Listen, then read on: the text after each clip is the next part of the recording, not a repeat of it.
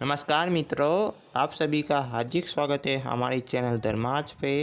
भगत राजेंद्र देविकाम विसुताम प्रसोदित विप्राणाम सूयते परत्सव महाभारत। अर्थात सप्तचरुतीर्थ के पास वितस्ता नदी की शाखा देविका नदी के तट पर मनुष्य जाति की उत्पत्ति हुई।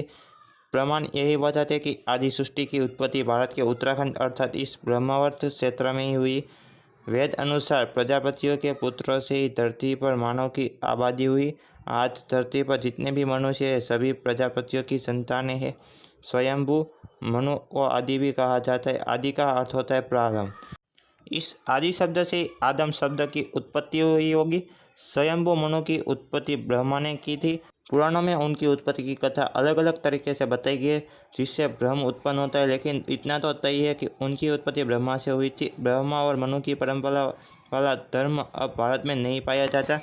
भारत में विष्णु और शिव सहित अन्य देवी और देवताओं की परंपरा से प्राप्त धर्म का पालन होता है। संसार के प्रथम पुरुष स्वयंभू मनु और प्रथम स्त्री शत्रुपा भगवान ब्रह्मा ने जब 11 प्रजापतियों और 11 रुद्रों की रचना की, तब अंत में उन्होंने स्वयं 2 भागों में विभाग कर लिया। पहले भाग का नाम का था और दूसरे भाग का नाम या था।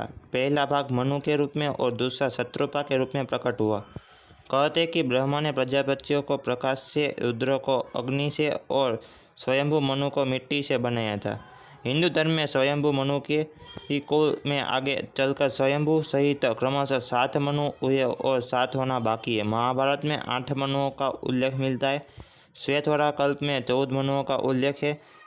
इन 14 मनु को ही जैन धर्म में कुलकर कहा गया है। स्वयंभू मनु एवं शत्रुपा के कुल 5 संतानें थी, जिनमें से 2 पुत्र प्रियव्रत एवं उत्तानपाद तथा 3 कन्याएं आकृति, देवहूति और प्रसूति थे। आकृति का विवाह रुचि प्रजापति के साथ और प्रसूति का विवाह दक्ष प्रजापति के साथ हुआ। देवहूति का विवाह प्रजापति कदर्म के साथ हुआ। ये सभी प्रजापति ब्रह्मा के पुत्र थे। स्वयंभू मनु के 2 पुत्र प्रियव्रत और उत्तानपाद। उत्तानपाद की सुनीति और सुरुचि नामक 2 पत्नियां थी। राजा उत्तानपाद की सुनीति से ध्रुव तथा सुरुचि से उत्तम नामक पुत्र उत्पन्न हुए। स्वयंभू मनु के दूसरे पुत्र प्रियव्रत ने विश्वकर्मा की पुत्री भस्मती से विवाह किया था, जिनसे अग्निद्र, यज्ञबाहु, मेकादिति आदि 10 पुत्र उत्पन्न हुए। प्रियव्रत की दूसरी पत्नी से उत्तम, तामास और रेवत ये 3 पुत्र उत्पन्न हुए, जो अपने नाम वाले मनवंतरों के अधिपति हुए। महाराज प्रियव्रत के 10 पुत्रों में से कवि, महावीर तथा सवन ये 3 नैष्ठिक ब्रह्मचारी थे और उन्होंने संन्यास धर्म ग्रहण किया था। महाराज मनु ने बहुत दिनों तक इस सप्तद्वीपवर्ती पृथ्वी पर राज्य किया। जब महाराज मनु को मोक्ष की अभिलाषा हुई तो वह संपूर्ण राजपाट छोड़कर अपनी पत्नी शत्रुपा के साथ नैमिषारण्य तीर्थ चले गए। मनु ने सुनंदा नदी के किनारे 100 वर्ष तक तपस्या की। दोनों पत्नी पत्नी ने नैमिषारण्य नामक पवित्र तीर्थ में गोमती के किनारे भी बहुत समय तक तपस्या की। उस स्थान पर दोनों की सामाध्य भी बनी हुई है। स्वयंभू मनु के काल के ऋषि मरीचि, अत्रि, अंगिरस, पुलह, क्रतु, पुलस्त्य और वशिष्ठ हुए। राजा मनु सहित उक्त ऋषियों ने ही मानव को सभ्य, सुविधा संपन्न, समसाध्य और सुसंस्कृत बनाने का कार्य किया।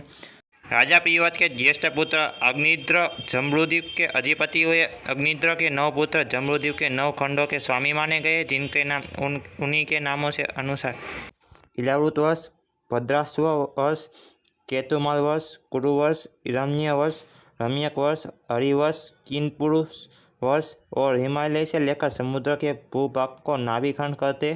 नाभि और कुरु ये दोनों वर्ष धनुष की आकृति वाले बताए गए। नाभि के पुत्र ऋषभ हुए और ऋषभ से भरत का जन्म हुआ। भरत के नाम पर ही बाद में इस नाभि खंड को भारतवर्ष कहा जाने लगा।